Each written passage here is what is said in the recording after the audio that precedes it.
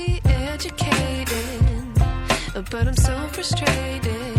Hello to my loneliness. I guess that ignorance is bliss. Take me back to before the new. Rewind, take it out of cue. Innocence can be a young man's game. Signed up for the hall of shame. I wish I knew how much I miss not knowing that we're all screwed.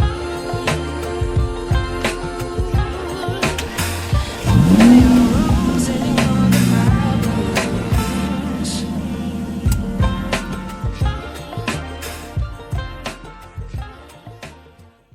Hello and welcome to Ekevoto Reviews. Today we are here at Ali Cars in Kisumu County to check out this 2019 Subaru Impreza.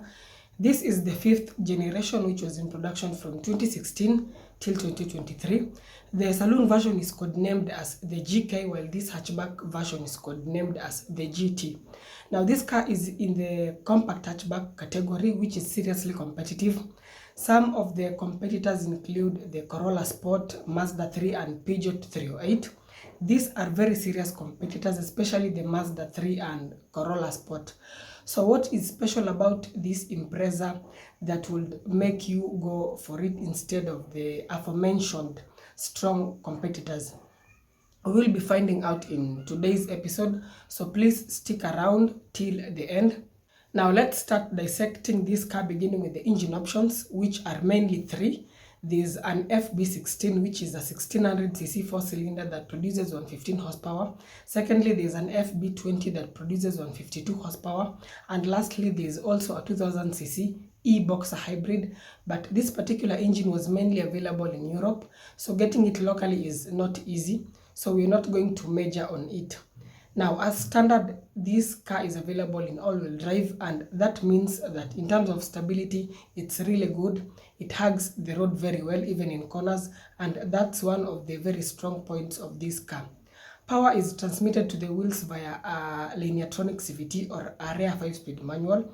And by the way, Subaru has some of the most reliable CVTs. They are way better compared to Nissan CVTs and even some of Toyota CVTs. In terms of the engine reliability, you really can't go wrong with either the 1.6 or 2.0 liter engines. They are very reliable and affordable to maintain. In terms of power, the 1.6 liter is decent enough for point A to B, and it also offers good efficiency. It can achieve around 16-ish kilometers per liter, and the 2.0 offers more power and is also not bad efficiency wise. Expect around 14 kilometers per liter depending on how you drive. Generally, the 1.6 liter is actually sufficient for most people, considering this is a point A to B car. It can also handle long distances pretty well. It's only that on steep inclines, especially with the car loaded, it may struggle a bit, and you'll also have to plan those overtaking maneuvers. But generally, it's not such a big deal. Just make sure there is enough room for you to overtake, because this engine doesn't have that outrageous power to make sudden overtaking maneuvers. The fuel tank capacity is 50 liters, and as for the ground clearance, it measures around 130 millimeters.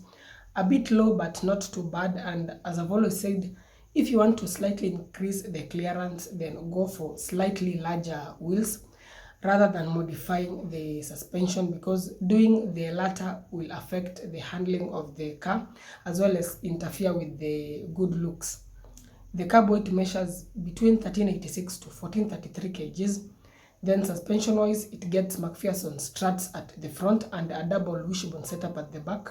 The suspension is pretty good. In fact, that suspension coupled to the Boxer engine that has a low center of gravity plus the symmetrical all-wheel drive ensures very good stability on this car. In terms of the stopping power, it's also pretty good. It has ventilated discs at both the front and back. Most cars offer solid discs at the back, but this Impreza gets the ventilated ones even at the back. What about safety? Again, here it scores quite well. As standard across the trim levels, it gets driver, passenger, side curtain airbags, and to add on those, it even gets a driver's knee airbag. It also gets ABS, EBD, brake assist, lane keeping assist, and collision mitigation. All those are standard.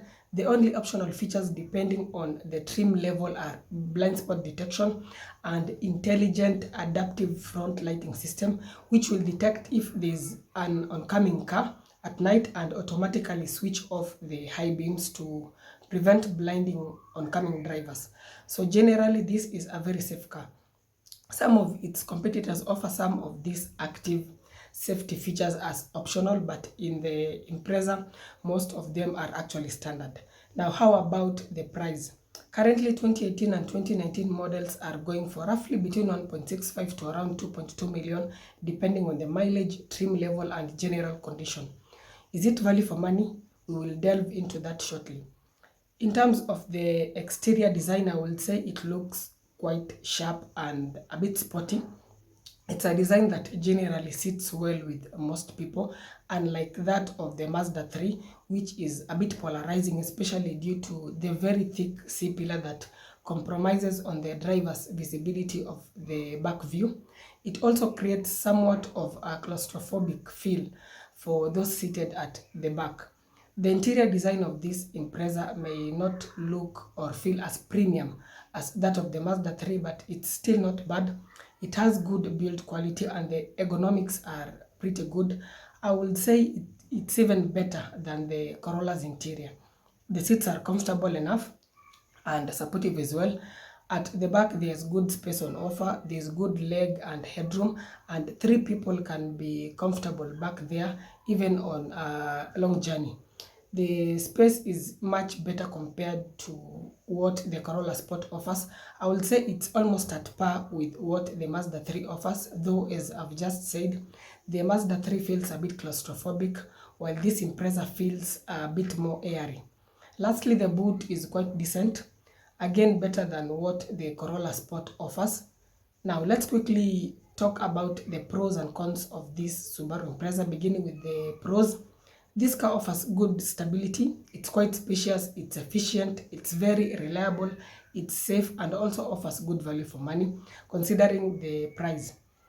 Now, you can get the top spec with around 2.2 million, while to get the top spec variant of the Corolla Sport, you may pay up to 2.5 million, and the top spec of a Mazda 3 can go for as much as around 2.3. So considering the all-wheel drive stability, space, and safety of this car, plus the price, it definitely offers better value compared to the Corolla Sport, which is more expensive and has limited interior space.